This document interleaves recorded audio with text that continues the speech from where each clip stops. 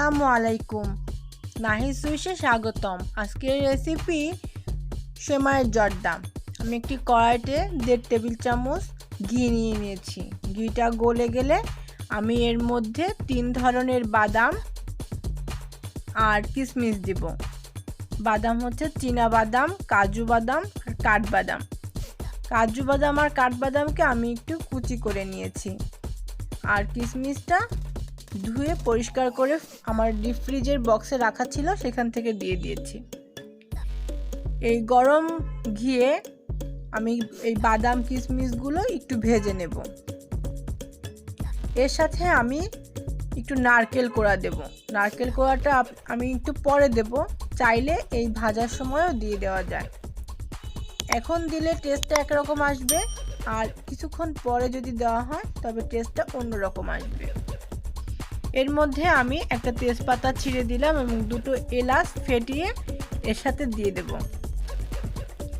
দিয়ে আমি সুন্দর করে ভেজে নেব।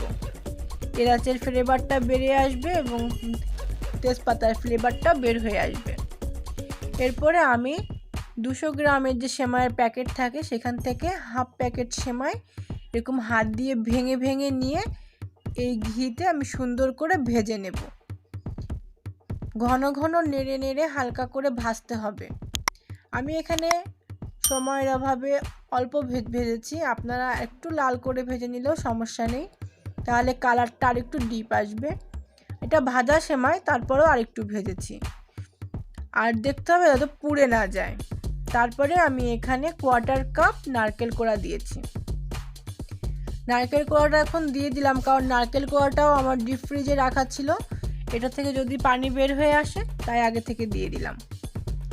টাটকা নারকেল হলে আরও একটু পরে দিলেও চলে। সেমাইটা সুন্দর করে ভাজা হয়ে গেলে এর মধ্যে 3 টেবিল চামচ চিনি দিয়েছি। এই পরিমাপটা এতটাই সুন্দর হয়েছে যে অত্যাধিক মিষ্টিও না, আবার একদম আমটে আমটে মিষ্টিও না। মিষ্টিটা খুব সুন্দর। এরকম একটা মিষ্টি ডেজার্ট আমরা সবাই পছন্দ করি। এভাবে দেওয়ার পরে কিছুক্ষণ নাড়াচাড়া করে আমি হাফ কাপ পানি, 4 কাপের হাফ কাপ পানি এতে দিয়ে ঢেকে দেব। ঢেকে দিয়ে কিছুক্ষণ রেখে 3-4 মিনিট মতন রেখে দিয়ে তারপরে আমি ঢাকনাটা উল্টে নেব। ঢাকনাটা উল্টে নিয়ে ঢাকনাটা দিব এই জন্য যাতে ভেতরের ভাজা সেমাইটা একটুখানি সেদ্ধ ভাব চলে আসে। অতিরিক্ত সেদ্ধ হয়ে গেলে কিন্তু বা পানির পরিমাণ বেশি হয়ে গেলে ওটা কিন্তু জমাট বেঁধে যাবে, আটকে আটকে যাবে। ওটাকে ঝুরঝুরে রাখতে হলে পানি কম দিয়ে অল্প আঁচে মিনিট 5 ঢেকে রাখতে হবে। আবার যেন তলায় লেগে না যায় সেদিকে খেয়াল রাখবেন। এরপর ঢাকনাটা উঁচু করে একটু নাড়াচাড়া করে দিতে হবে, এপিট ওপিট করে দিতে হবে, কারণ উপরের দিকে সেমাইগুলো যেন সমান পরিমাণ সফট হয় সেদিকেও খেয়াল রাখতে হবে। 2 পিঠই নাড়াচাড়া করে আবার একটু ঢেকে দিয়ে আবার 2-1 মিনিটের জন্য রাখতে হবে। এরপরে ঢাকনা উঁচু করে দেখা যাবে যে পানিটা শুকিয়ে গেছে, সেমাইটাও সফট হয়ে গেছে। এবং এটা গরম অবস্থায় দেখলে মনে হবে জমাট, কিন্তু ঠান্ডা হয়ে গেলে, আর ঠান্ডা করতে হবে নাড়াচাড়া করে, তা না হলে জমাট বেঁধে যাবে। এটা হচ্ছে সেমাইয়ের জর্দা। আপনি চাইলে এটাতে মিষ্টির পরিমাণ বাড়িয়ে দিতে পারেন, নারকেলের পরিমাণটাও বাড়িয়ে দিতে পারেন। এভাবে করে নাড়াচাড়া করে পুরো যখন কড়াইটার থেকে সেমাইটা ছেড়ে আসবে তখনই জর্দাটা হয়ে যাবে। আমার রান্নাটি যদি আপনাদের ভালো লেগে থাকে তাহলে অবশ্যই ফ্রেন্ডদের সাথে শেয়ার করুন।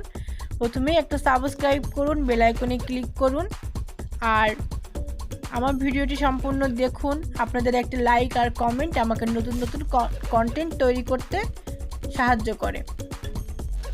আমার সেমাইয়ের জর্দাটা রান্না শেষ হয়ে গেছে। এভাবে আমি এটা কিছুক্ষণ রেখে ঠান্ডা করে নিয়ে তারপরে পরিবেশন করে দেখাচ্ছি।